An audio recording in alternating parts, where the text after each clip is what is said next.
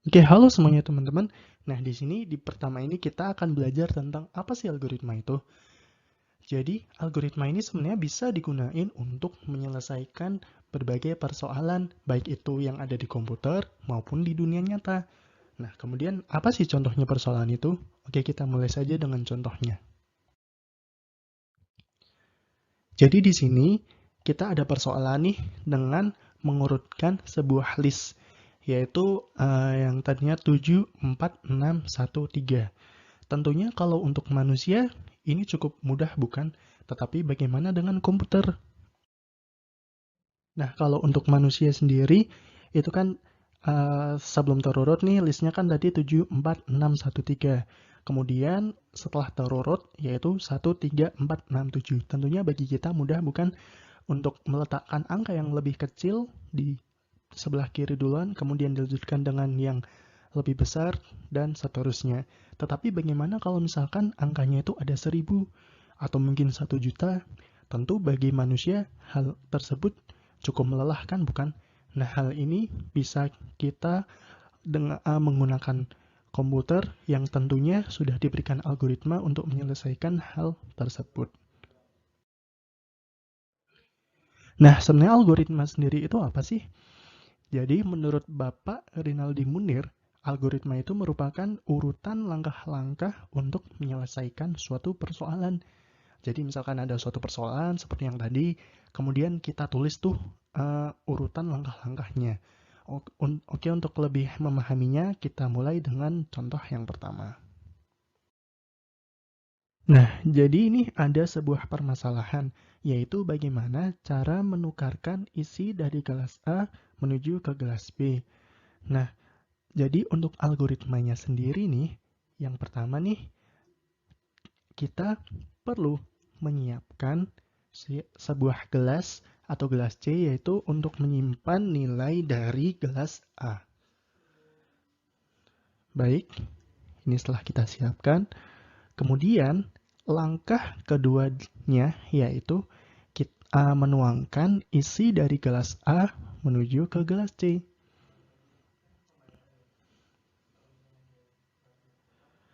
Baik, tuangkan sampai habis. Kemudian, langkah berikutnya yaitu tuangkan isi dari gelas B ke dalam gelas A.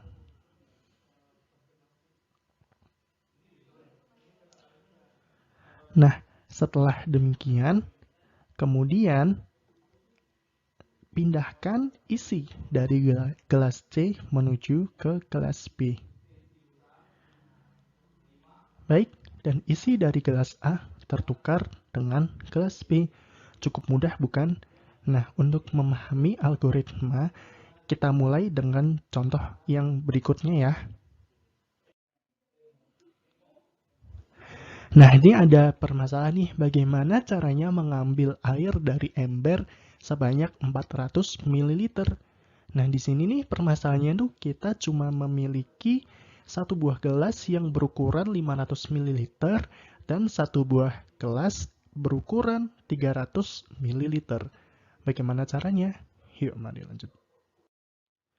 Baik, jadi ini ada air dari ember segitu, kemudian kita ingin mengambil hanya sebanyak 400 ml dan kita cuma punya gelas 300 ml dan juga gelas 500 ml. Nah, di sini nih yang oranye ini gelas 300 ml, yang bening yaitu gelas 500 ml. Nah, algoritma pertamanya isi gelas oranye dengan 300 ml air. Kemudian tuangkan air dari gelas oranye ke gelas bening. Kemudian nih isi penuh lagi gelas oranye dengan 300 ml air dan tuangkan ke dalam gelas bening hingga penuh. Nah, kemudian kan kita punya 100 ml air di gelas yang oranye kan, karena tadi sudah dituangkan ke gelas bening. Kemudian buang semua air di gelas 500 ml, kemudian tuangkan tuh sisa air yang tadi di gelas oranye 100 ml ke dalam gelas bening atau yang 500 ml. Kemudian isi penuh gelas 300 ml dengan air dan tuangkan air dari gelas 300 ml ke dalam gelas 500 ml. Nah, dengan demikian kita bisa mendapatkan air 400 ml kan dalam gelas 500 ml. Nah, demikian tuh teman-teman algoritma bagaimana cara mengambil air dari ember atau dari tempat apapun sebanyak 400 ml. Oke, begitu teman-teman.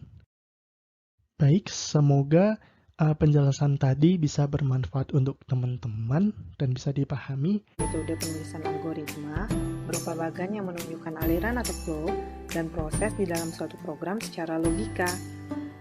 Ada berbagai jenis flowchart dan yang akan dibahas di sini adalah program flowchart atau diagram alir program. Simbol-simbol dalam flowchart memiliki makna yang berbeda. Simbol-simbol tersebut meliputi simbol berbentuk elips, bernama simbol terminator yang berfungsi untuk mengawali dan mengakhiri sebuah flowchart atau algoritma. Simbol berbentuk segi 6, bernama simbol preparation yang berfungsi untuk menunjukkan proses inisialisasi variabel atau pemberian nilai awal kepada sebuah variabel. Simbol berbentuk jajar genjang, bernama simbol input-output atau simbol data, berfungsi untuk menunjukkan input-output data yang dilakukan oleh user secara manual.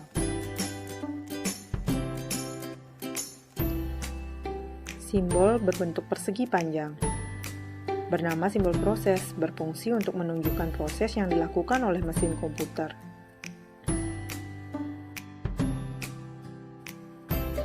Simbol berbentuk belah ketupat, bernama simbol decision, berfungsi untuk menunjukkan proses pengambilan keputusan berdasarkan kondisi tertentu. Untuk menghubungkan semuanya, digunakan simbol anak panah bernama simbol arrow yang bertujuan untuk menunjukkan arah aliran. Contoh flowchart pertama. Di sini kita akan belajar membuat flowchart sederhana. Misalnya, untuk membuat flowchart luas lapangan sepak bola. Jika diketahui panjang sama dengan 120 meter dan lebar sama dengan 90 meter. Nah, flowchartnya adalah pertama dengan membuat simbol terminator bertuliskan start terlebih dahulu karena setiap flowchart diawali dengan simbol ini. Oleh karena panjang dan lebarnya sudah diketahui, kita membutuhkan simbol preparation untuk memberikan nilai awal pada variabel berupa panjang sama dengan 120, lebar sama dengan 90. Berikutnya, kita akan menghitung luas lapangan sepak bola dengan menggunakan simbol proses lengkap dengan rumusnya berupa luas sama dengan panjang kali lebar. Untuk menampilkan hasilnya di layar monitor, kita membutuhkan simbol output bertuliskan right luas dan flowchart diakhiri dengan simbol terminator bertuliskan N. Untuk menghubungkan semua simbol ini digunakan simbol arrow yang berbentuk panah-panah dan menunjukkan arah aliran. Dengan demikian, flowchart untuk menghitung luas lapangan sepak bola pun selesai. Contoh flowchart kedua. Bagaimana jika kita ingin menghitung luas lapangan basket, atau luas lapangan tenis, atau bahkan luas kolam renang yang sama-sama memiliki bentuk persegi panjang seperti lapangan sepak bola, tetapi tentu saja panjang dan lebarnya berbeda? Nah, disinilah diperlukan simbol input. Kita bisa menggunakan flowchart yang tadi dengan menggunakan simbol input untuk mengganti simbol preparation.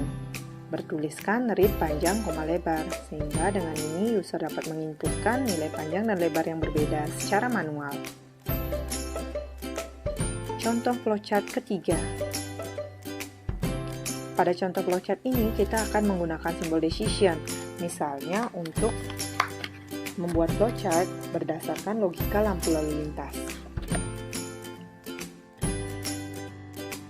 Flowchartnya akan menjadi seperti ini. Seperti biasa, sebuah flowchart selalu diawali dengan simbol terminator start. Kemudian kita membutuhkan simbol input untuk membaca warna lampu dari user. Selanjutnya, kita membutuhkan simbol decision untuk mengecek apakah warna lampunya sama dengan merah. Jika ya, ikuti anak panah true, sehingga diperoleh keterangan sama dengan berhenti. Jika tidak, ikuti anak panah false. kita membutuhkan satu simbol decision lagi untuk mengecek apakah warna lampunya kuning. Jika ya, ikuti anak panah true sehingga diperoleh keterangan sama dengan hati-hati. Jika tidak, ikuti anak panah false. Otomatis warna lampunya hijau sehingga keterangannya sama dengan jalan. Untuk menampilkan hasil keterangan ini di layar monitor, kita menggunakan simbol output bertuliskan write keterangan. Jangan lupa, flowchart kita diakhiri dengan simbol terminator bertuliskan N. Dengan demikian, flowchart berdasarkan logika lampu lalu lintas pun selesai. Kelebihan dan kekurangan penulisan algoritma dengan flowchart. Kelebihannya antara lain adalah mudah dibaca dan dipahami karena adanya standarisasi penulisan dan simbol. Kemudian, cocok untuk algoritma tak kompleks atau yang memiliki tingkat kerumitan rendah, serta cukup rinci dengan pemodelan secara visual.